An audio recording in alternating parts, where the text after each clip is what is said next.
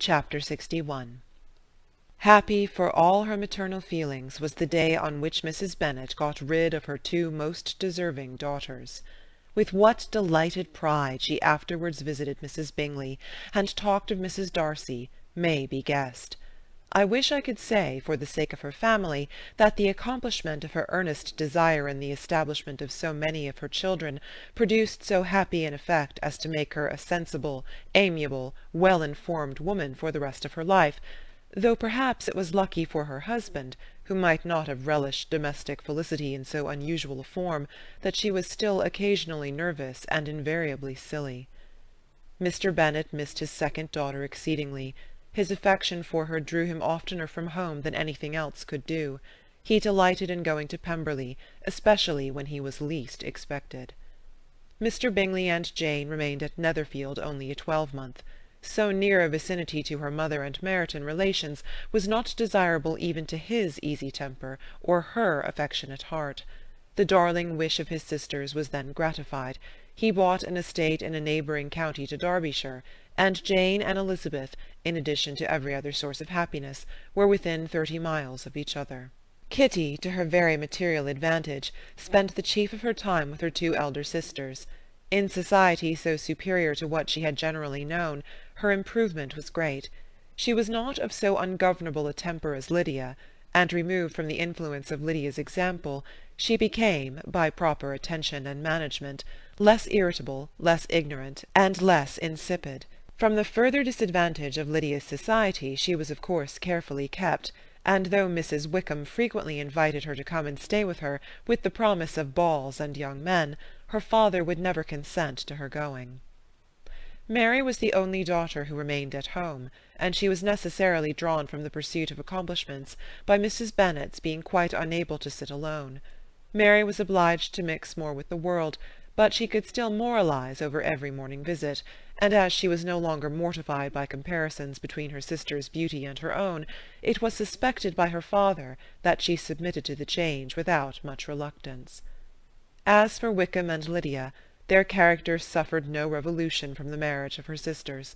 He bore with philosophy the conviction that Elizabeth must now become acquainted with whatever of his ingratitude and falsehood had before been unknown to her, and in spite of everything, was not wholly without hope that Darcy might yet be prevailed on to make his fortune.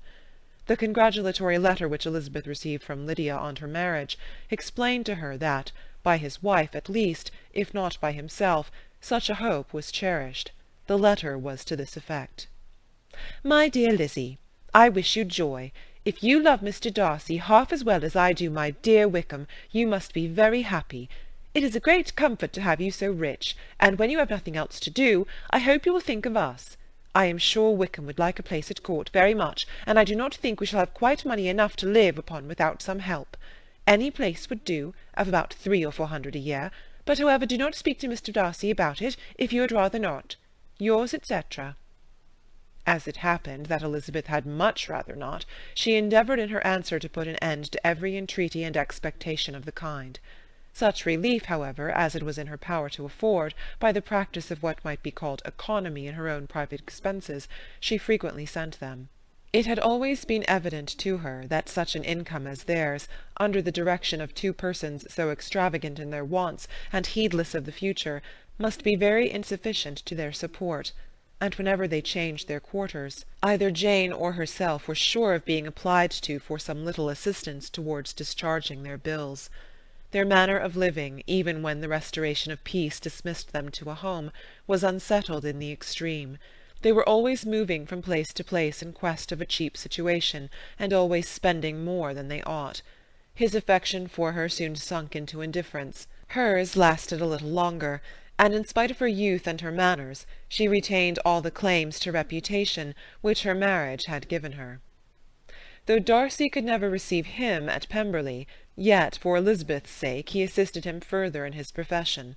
Lydia was occasionally a visitor there, when her husband was gone to enjoy himself in London or Bath, and with the Bingleys they both of them frequently stayed so long that even Bingley's good humour was overcome, and he proceeded so far as to talk of giving them a hint to be gone.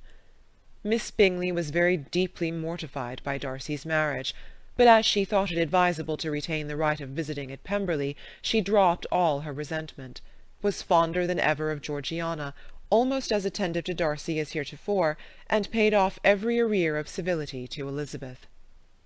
Pemberley was now Georgiana's home, and the attachment of the sisters was exactly what Darcy had hoped to see. They were able to love each other even as well as they intended. Georgiana had the highest opinion in the world of Elizabeth, though at first she often listened with an astonishment bordering on alarm at her lively, sportive manner of talking to her brother. He, who had always inspired in herself a respect which almost overcame her affection, she now saw the object of open pleasantry. Her mind received knowledge which had never before fallen in her way. By Elizabeth's instructions, she began to comprehend that a woman may take liberties with her husband which a brother will not always allow in a sister more than 10 years younger than himself. Lady Catherine was extremely indignant on the marriage of her nephew, and as she gave way to all the genuine frankness of her character, in her reply to the letter which announced its arrangement, she sent him language so very abusive, especially of Elizabeth, that for some time all intercourse was at an end.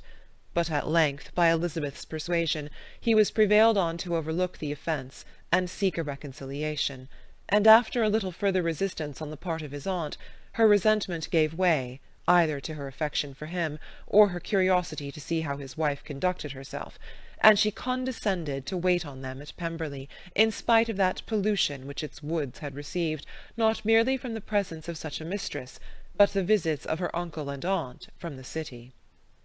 With the Gardiners they were always on the most intimate terms.